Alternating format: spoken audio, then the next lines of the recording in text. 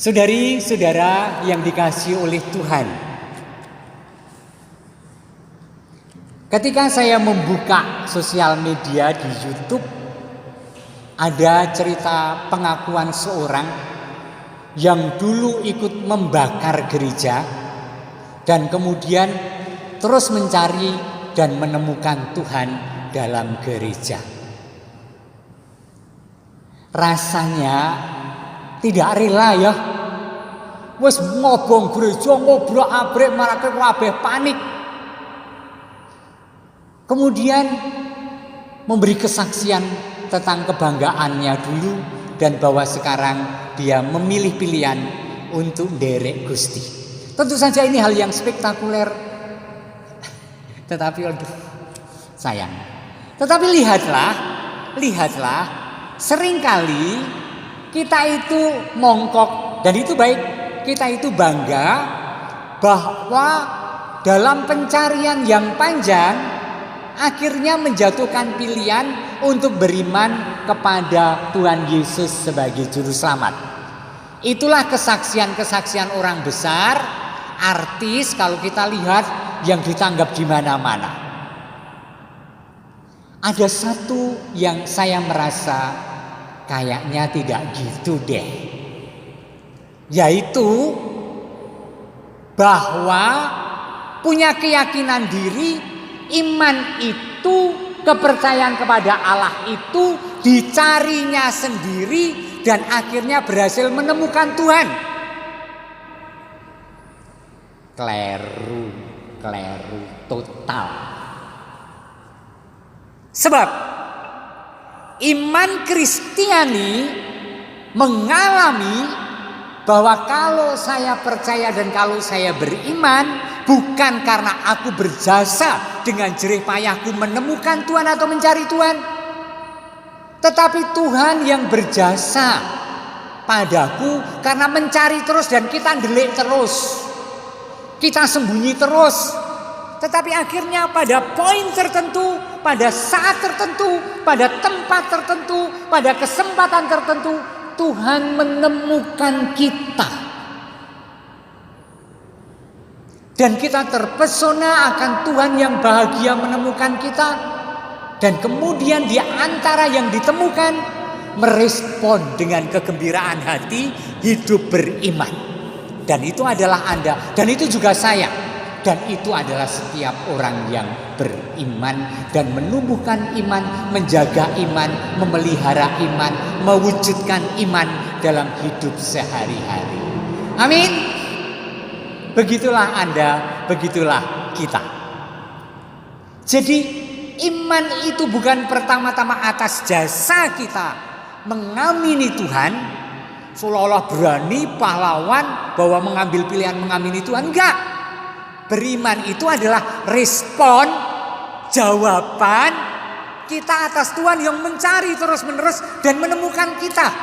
Dan kita terpesona dan kita mencintai dan kita mengamini. Ya Tuhanku percaya. Dan kemudian dibulatkan dalam sakramen pembaptisan dan seterusnya dengan menghidupi iman kekristenan, kekatolikan kita.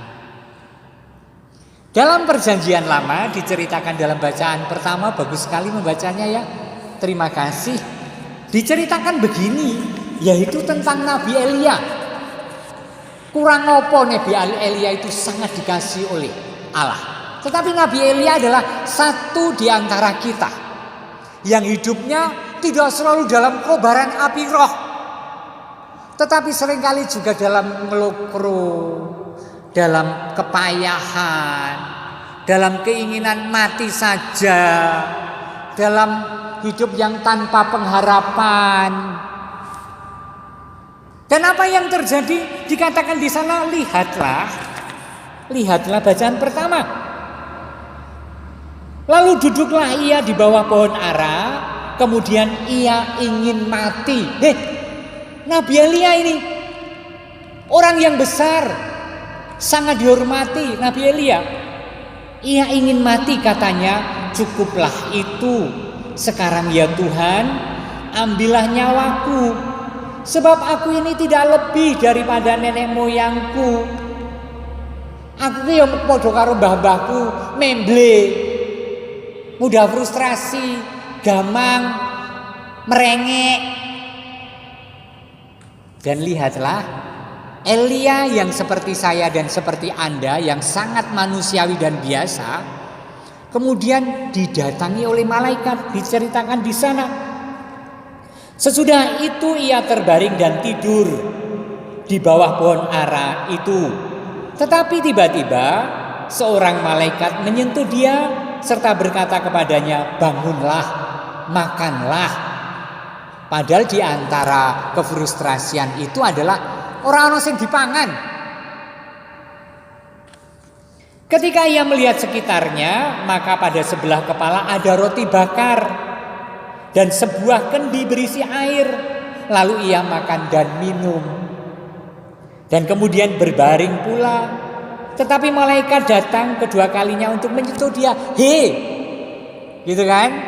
Hei, bangunlah, makanlah, ojo males-males, ojo frustrasi. Ayo, memang situasinya sulit bagimu, tetapi ayo, ngendelno Gusti, percayalah pada Tuhan.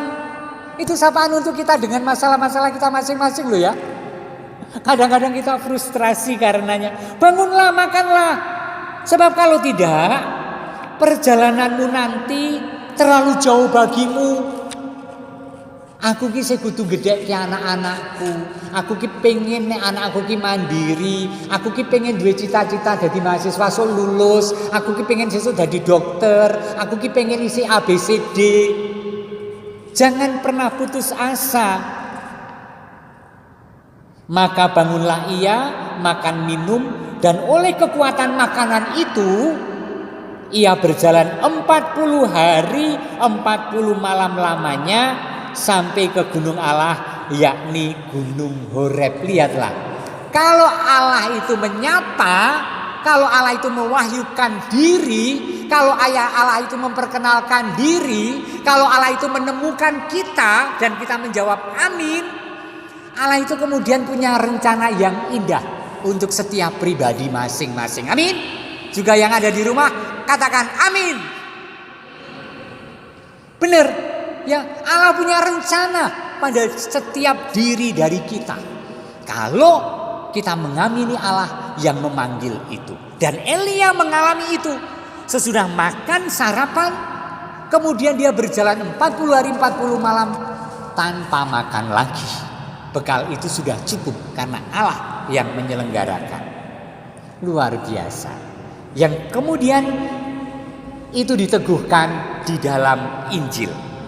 Ketika orang-orang Yahudi ngemingke Yesus bahwa itu hanya anak Yosef, bapak ibunya kita kenal. Bagaimana ia berkata turun dari surga? Dan Yesus menjawab, janganlah kamu bersungut-sungut. Tidak ada seorang pun yang dapat datang kepadaku jikalau ia tidak ditarik oleh Bapa yang mengutus aku. Jelas, kepercayaan dan iman akan Allah dalam diri Tuhan Yesus adalah anugerah yang diberikan oleh Tuhan. Dan kalau Allah sudah memanggil, Allah sudah menjadikan anak, Allah tidak pernah membatalkan itu. Hanya kalaupun itu adalah dosa-dosaku yang sangat menjengkelkan dan begitu berat harus kusanggah. Ini penghiburan untuk Anda, untuk kita yang seringkali merasa nglokro dan loyo karena merasa wis ora pantes aku nderek Gusti. Kemudian ragu-ragu untuk beriman, tidak mantap karena merasa nanti toh akan dihukum Allah di sononya nanti. Enggak, saudari-saudara.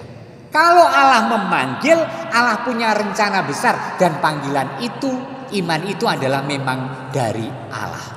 Maka menutup, dalam situasi yang tidak menentu seperti sekarang ini, situasi iman, situasi pengharapan, situasi ekonomis, situasi kesehatan, situasi keselamatan bersama seluruh dunia, apa yang masih terus-menerus baik kita bangun.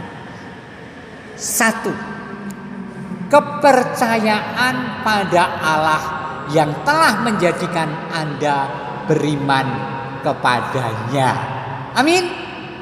Kalau Allah punya rencana seperti difirmankan hari ini, segala keberatan dan beban hidup akan kita sanggah, kita tidak lepaskan, akan kita sanggah bersama Allah.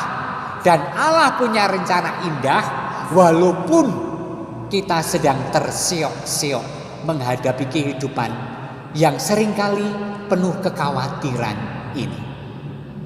Kita buang, kita sirnakan kekhawatiran dengan tetap disiplin diri, dan kita percaya Allah yang terus menuntun Anda, keluarga Anda, gereja, dan semua orang yang mengandalkan Tuhan. Kemuliaan kepada Bapa dan Putra dan Roh Kudus, seperti pada permulaan, sekarang, selalu, dan sepanjang segala abad. Amin. Aku percaya akan Allah, Bapa yang Maha Kuasa, Pencipta langit dan bumi, dan akan Yesus Kristus, Putranya yang tunggal Tuhan kita, yang dikandung dari Roh